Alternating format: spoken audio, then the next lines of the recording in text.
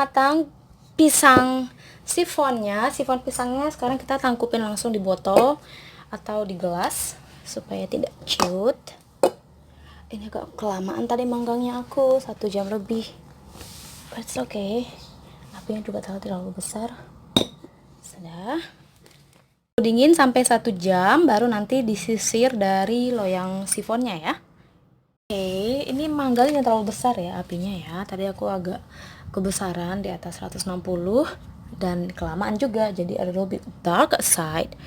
But let's see inside ya. Potong.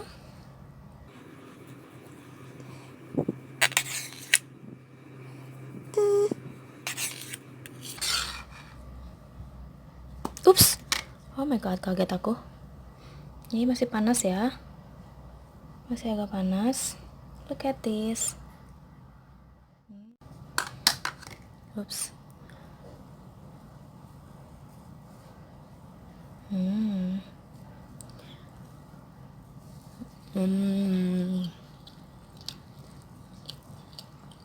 Enak.